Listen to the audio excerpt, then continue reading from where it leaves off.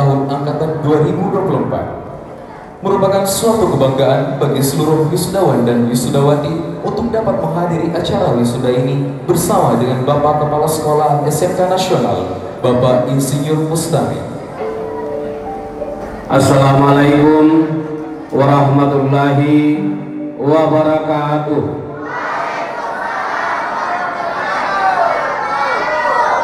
Hari ini juga adalah hari yang sangat bersejarah bahwa SMK Nasional ini bisa mandiri.